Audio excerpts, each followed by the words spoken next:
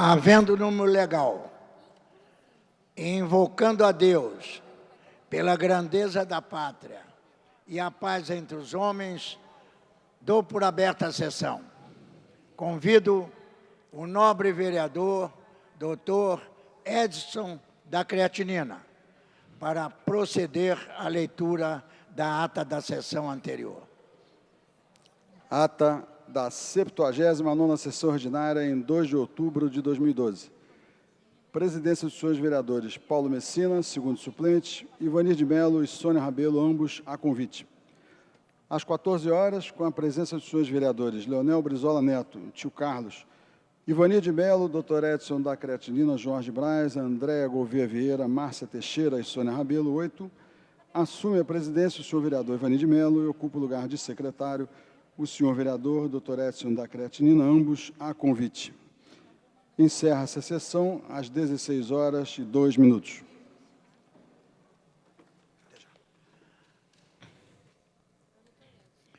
Aprovada a ata, passa-se ao grande expediente. O primeiro orador inscrito é o nobre vereador, doutor Edson da Creatinina, que dispõe de 10 minutos. Prezado senhor nobre vereador doutor Ivanir de Mello, meu colega, demais vereadores e vereadoras presentes,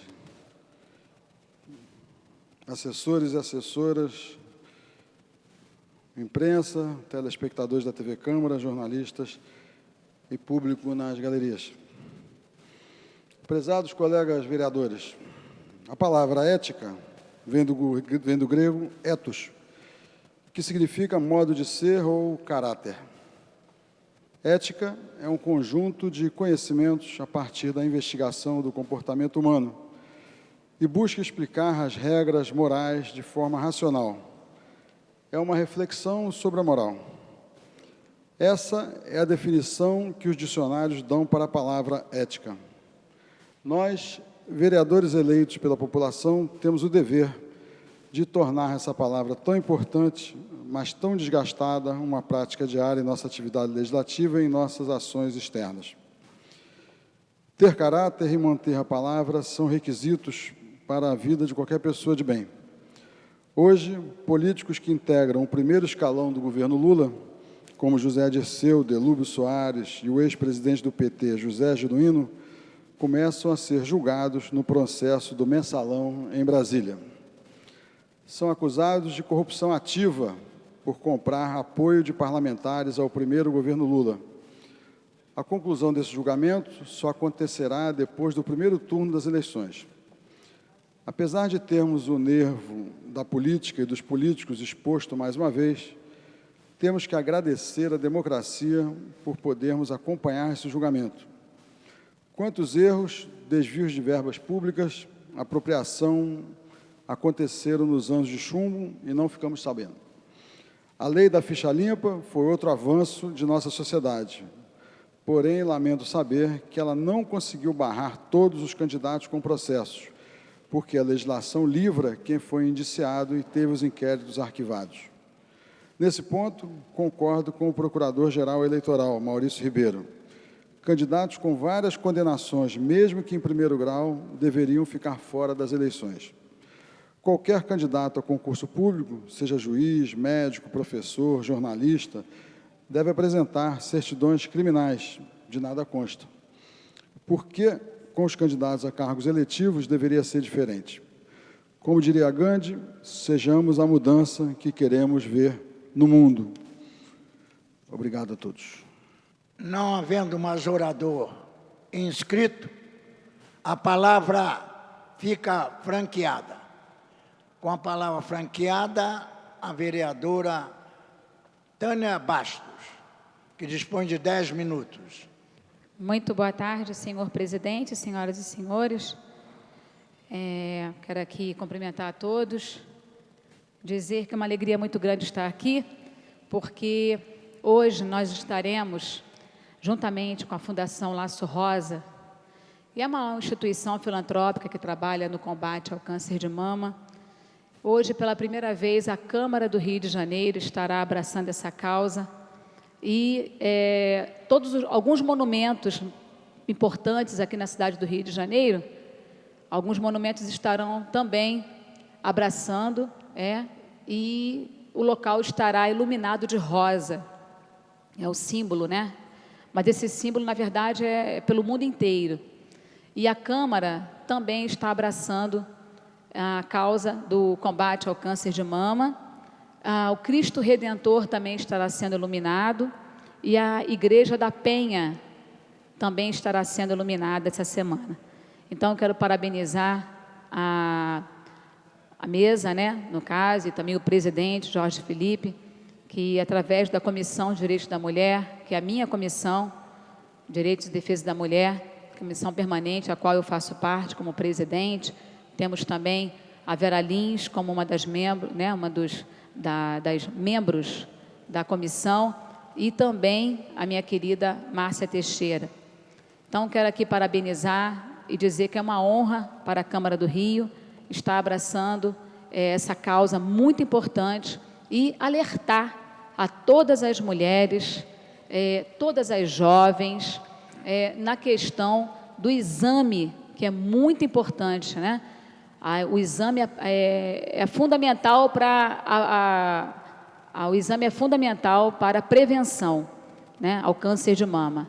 Então, obrigada ao presidente Jorge Felipe, a todos os vereadores. E hoje à noite, todos que estarão passando por aqui virão a Câmara toda de rosa.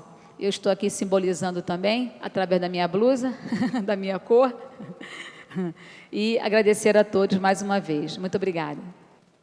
A palavra continua franqueada. Com a palavra sem manifestação por parte dos senhores vereadores, a sessão fica suspensa até às 15h40. Está suspensa a sessão.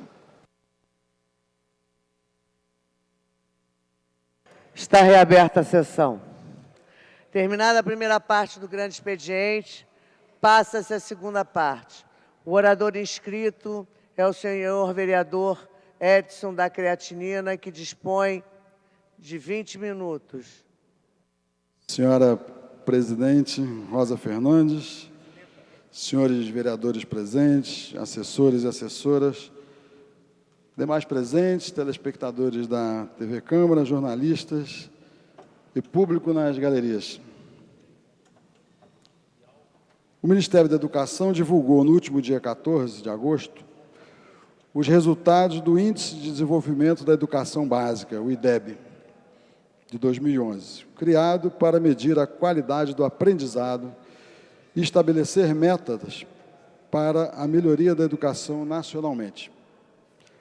Após a grande polêmica envolvendo a questão da aprovação automática, o município conseguiu avanços dignos de nota, colocando o Rio de Janeiro entre as 5 melhores capitais do ensino fundamental. Os dados a seguir são da Secretaria Municipal de Educação. As notas dos anos finais, 6º ao 9º ano, apresentaram um crescimento de 22% em relação a 2009. Já nos anos iniciais, 1º ao 5º ano, o Rio está em 4º lugar, com aumento de 6% em relação à avaliação anterior. Segundo a Secretaria Municipal de Educação, os resultados mostram ainda que as escolas superaram as metas estabelecidas para o IDEB de 2011, pela Prefeitura e pelo próprio Ministério. O Rio tem ainda o CIEP Glauber Rocha, na Pavuna, como a 3ª melhor escola da rede municipal do Brasil. Para os anos iniciais, é a escola Roberto Murler Marx, em Jacarepaguá, como a 4ª melhor colocada do país nos anos finais. Pela nota da prova Brasil, avaliação em português e matemática aplicada aos alunos, também houve avanços na educação carioca. Nos anos iniciais, houve um crescimento de 6%, alcançando o conceito 6 no ano passado. De acordo com a Prefeitura, os avanços no IDEB 2011 são consequência da implantação de programas para a melhoria do ensino nas escolas, como um intensivo e contínuo programa de reforço escolar que vem corrigindo os déficits de aprendizagem, principalmente nos anos finais, também conhecidos como segundo segmento. Entre as ações para melhorar o desempenho nos anos finais, a Secretaria Municipal de Educação também implantou, em 10 escolas em 2011, o Programa Ginásio Experimental Carioca, GEC, que atende alunos do 7º ao 9º ano em horário integral, com mais tempo de aulas de português, matemática, ciências e inglês. Das 10 melhores escolas do segundo segmento no IDEB 2011, 4 integram o ginásio experimental. Além disso, os 10 GECs implantados em 2011 atingiram as metas de melhoria da aprendizagem e receberão o prêmio anual do desempenho. Os números, sem dúvida, são animadores, no entanto, são frios e precisam ser interpretados. Estes indicadores referem-se a médias. Sendo assim, ainda é preciso mudar muita coisa, além de ampliar as conquistas já consolidadas. Além disso, ainda existe uma discrepância muito grande entre as escolas. Uma reportagem do site Terra mostrou a realidade de 2 escolas cariocas que tiveram resultado abaixo da média no índice. Na Escola Municipal Desembargador Oscar Tenório, na Gávea, a nota alcançada foi de 2,5, a pior do estado para as séries iniciais do ensino fundamental. Já no Colégio Estadual Laro Sodré, em Higienópolis, os dados são ainda mais alarmantes, nota 0,8 para as séries finais. A Prefeitura prometeu conceder um prêmio em dinheiro para os funcionários das escolas municipais, que conseguiram cumprir as metas de melhorar o índice. Serão contempladas 493 das 856 escolas da rede que realizaram a prova, o que representa 58% desse universo. Segundo a secretária Cláudia Costin, essa gratificação será de um salário extra para cada funcionário. Nas 60 unidades que cumpriram as metas e que integram o projeto Escolas do Amanhã, porém, o valor será maior, de um salário e meio. Sem dúvida, as conquistas obtidas pela Prefeitura, com a participação fundamental dos profissionais da educação, precisam ser celebradas. No entanto, este saldo precisa ser consolidado, com atenção especial às escolas que continuam a enfrentar problemas. É preciso um tratamento especial a estas unidades. Ninguém tira notas ruins simplesmente porque quer. A Secretaria Municipal de Educação tem que acompanhar de perto para garantir que na próxima avaliação, no ano que vem, escolas como o Desembargador Oscar Tenório tenham um desempenho melhor. Outro fator que pode ter influência nestes maus resultados é que precisa ser considerado como os alunos chegam para aprender. A escola precisa estar integrada à vida dos alunos, atuando em conjunto com a família, para que o aprendizado seja contínuo. Pouco adianta o empenho da escola se em casa não há interesse na vida escolar das crianças. Tenho plena convicção que os maiores responsáveis pelo sucesso ou não da educação são as famílias. Quando há, nesta relação de companheirismo e confiança mútua, os alunos só têm a ganhar. É preciso ter em mente também que os alunos são, antes de tudo, indivíduos com características próprias e ritmos diferentes. Portanto, só o resultado de uma prova não significa que tudo vai mal. Os portadores de necessidades especiais também têm que ter acesso à escola garantido. Em termos de estrutura, temos escolas muito boas e escolas muito ruins. Outro aspecto que considero importante é oferecer às crianças um leque maior de atividades extracurriculares, estimular o esporte e a cultura, tornar o aprendizado algo mais lúdico e interessante. Acredito também que elas precisam ser motivadas a associar que o esforço dedicado aos estudos é compensador. Chamo a atenção também que estas atividades extracurriculares contribuem para o desenvolvimento da criatividade e do pensamento inovador. Fatores fundamentais para o nosso futuro.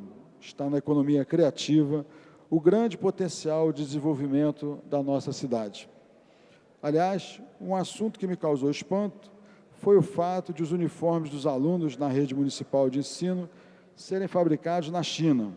Eu, inclusive, já fiz discurso sobre isso. são milhares de peças que poderiam tranquilamente ter sido produzidas por empresas brasileiras, de preferência do próprio município, fomentando o mercado têxtil da cidade, que conta com um polo de moda.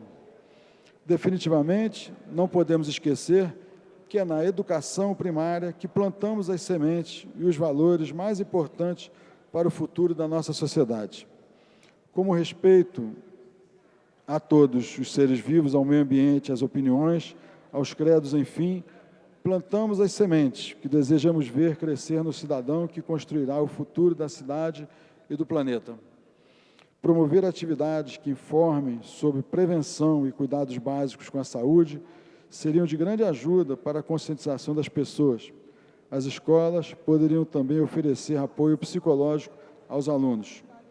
Sou médico e professor e sei bem que é preciso acompanhar a evolução de cada um. Nossa missão é não deixar ninguém para trás. A gratificação recebida pelos professores é uma boa ideia, mas seria muito mais interessante se as condições de trabalho da grande maioria dos professores fossem melhores. O salário, apesar de melhor que o da rede estadual, ainda é baixo. A Prefeitura precisa botar o pé no acelerador e tratar a educação como um vetor estratégico para o desenvolvimento da cidade. Como dizia Marshall, um dos maiores economistas de todos os tempos, o mais valioso entre todos os capitais é aquele que é investido nos seres humanos. Que assim seja na nossa cidade. Obrigado. Não tendo o orador utilizado todo o tempo disponível, a presidência franquia a palavra, com a palavra franqueada, vereador Raymond, que dispõe de 10 minutos. Senhora presidenta, vereadora Rosa Fernandes, senhores vereadores aqui no plenário da Casa, da Câmara Municipal. Eu, na verdade, faço uso da palavra, agradecendo o vereador Edson da Quiratinina, que foi conciso e resumido na sua fala, sem deixar de fazer uma fala profunda e importante para a cidade. Eu tenho andado muito pela cidade, como todos nós temos andado. Aliás, esses 4 anos de meu primeiro mandato eu fiz muito isso, rodei a cidade, conversei com as pessoas. E ontem eu fui a um lugar que é muito caro de toda essa cidade, que é a região do Porto, a região onde está havendo toda essa intervenção do poder público para a construção do Porto Maravilha. Estive ali na região da Gamboa, encontrei-me lá, para minha alegria, com alguns companheiros antigos, alguns deles militantes do Partido dos Trabalhadores, o senhor Jorge, o senhor Eduardo e o senhor Wilson, que são da Associação de Moradores e Amigos do bairro da Gamboa. E aí, conversando com eles, eles me falavam de quão é importante para a sociedade civil ocupar os espaços desta mesma cidade, para que as intervenções, quando chegam ou quando chegarem, que elas encontrem lá uma história. E falar isso na verdade, chover no molhado, porque se quiser encontrar história, a Gamboa tem toda a história para apresentar para a cidade. Um bairro dos mais antigos do Rio de Janeiro, tem ali o Moinho, aquele prédio maravilhoso, a própria região da Gamboa, essa região central, é uma região muito linda, com uma arquitetura muito peculiar, e, portanto, que revela o quanto essa cidade é bonita também nos seus conjuntos arquitetônicos, na sua tradição, na sua antiguidade. E aí me falaram de uma feira, e eu venho inclusive até falar sobre isso. Eles vão fazer lá no dia 13 de outubro, no sábado, sem ser esse agora o outro, uma feira de artes do Porto do Rio em Harmonia. A feira se chama Feira de Artes do Porto do Rio em Harmonia, exatamente naquela área onde acontecerá a intervenção para o Porto Maravilha. Então, nesse encontro dessa Feira de Artes, acontecerá também o primeiro encontro de autos antigos da Gamboa, com diversas atrações, oficina de artesanato, afoxé Filhos de Gandhi, tambor de crioulas, Três Marias, grupo de chorões da Harmonia, roda de capoeira do mestre Graúna. Vai ser ali na Praça Coronel Assunção, na Gamboa, no próximo sábado, dia 13 de outubro, às 10 horas. Eu falo isso não para divulgar o evento somente, mas para dizer que como é bom, ao andar pela cidade, nós descobrirmos que a sociedade civil se organiza e que o poder público, ao chegar nesses lugares para fazer as suas intervenções que são necessárias, que ele compreenda já a caminhada que essas comunidades fizeram e que, compreendendo essa caminhada das comunidades, na verdade, possam compreender também que essas comunidades devem ser ouvidas, para que as intervenções sejam intervenções mais adequadas e que caminhem mais para o bem da cidade do Rio de Janeiro. Então, era um pouco esta a minha fala, parabenizar a Associação de Moradores e Amigos do bairro da Gamboa, de modo particular a pessoa do seu Jorge, do seu Eduardo, do seu Wilson, que tocam essa associação e que já revitalizam culturalmente aquela região, dando, portanto, prosseguimento à riqueza que é a região central da cidade, exatamente ali na região da Gamboa. Muito obrigado, senhora presidenta. A palavra continua franqueada. Com a palavra, o vereador Bencardino.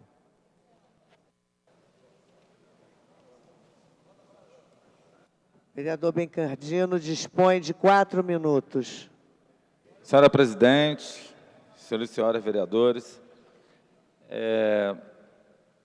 estou pela primeira vez, subindo aqui no púlpito para comentar uma coisa muito interessante. A gente está em campanha política e nós estamos vendo hoje candidatos que não têm mandato, que não têm indicação. E eu vou ser muito objetivo, viu, Eliomar? Como você como Paulo Pinheiro pessoas que eu admiro muito, escuto muito vocês. Quando vocês falam, eu escuto muito para aprender. A gente está num processo político em que a gente fez indicações políticas, indicações legislativas para alguns fatos acontecerem.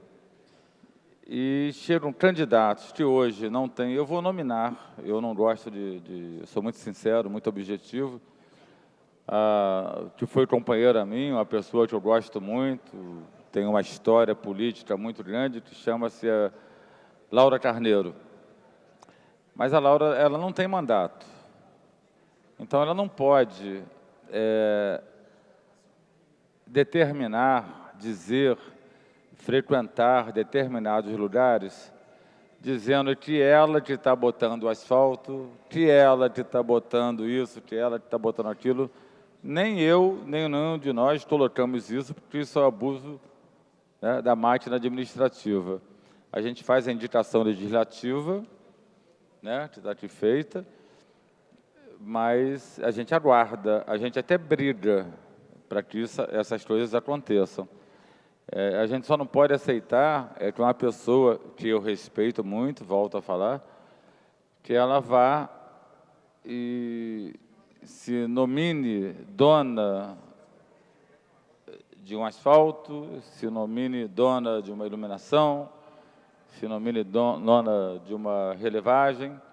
Então, eu gostaria que essa casa representasse contra ela, eu não sei como é que funciona, o Ministério Público, o TRE, porque ela não tem poder para isso. E, principalmente, ela dizer que ela está indo para o Facebook dizer que eu sou isso, eu sou aquilo e tal. Eu não prometi nada em momento algum, ao contrário, em momento algum eu prometi nada. Então, gostaria muito que a casa representasse, vereador Eliomar, porque o que ela está dizendo é uma injúria, é uma difamação, e é um uso da máquina pública. Se o secretário, Carlos Osório, se o Tiago, como eu estou dando nomes, hein, gente? Estou dando nomes. Pessoas que eu conheço bem, tenho certeza que não. Então, ela está usurpando de uma coisa que é do poder público. Então, ela não pode fazer o que ela está fazendo. Dentro do maior respeito que eu tenho a nossa ex-colega aqui, Laura Carneiro, Eu acho que ela está usurpando, está se nominando dona de um monte de obras, e se ela realmente está indicando obras, eu acho que o TRE e o Ministério Público têm que apurar isso, porque isso é o uso da máquina. Tá? Era só isso. Não havendo o orador utilizado todo o tempo destinado à segunda parte do grande expediente, a presidência franqueia a palavra. Com a palavra franqueada, a nobre vereadora Rosa Fernandes.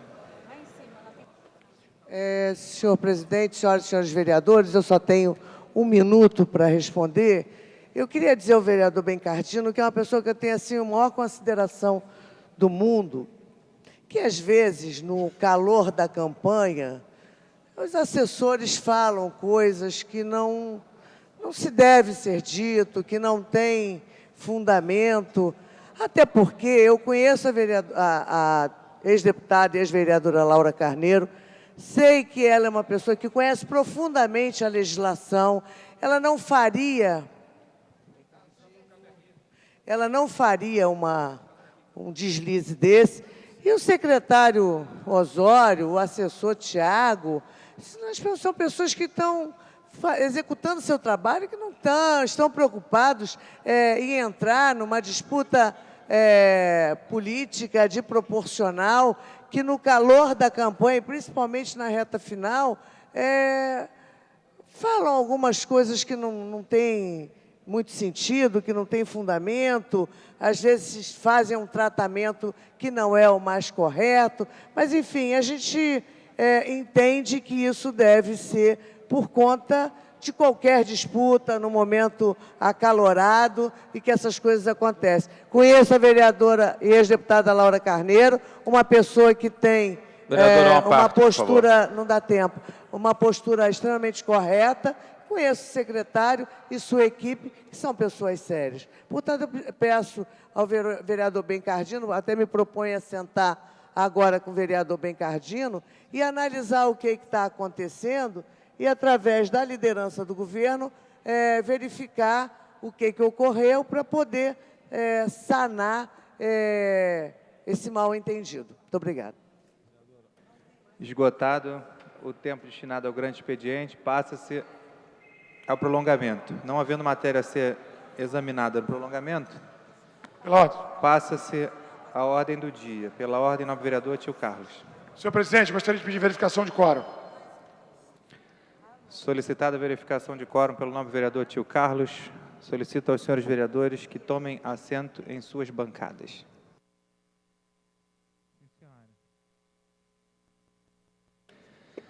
Primeira bancada,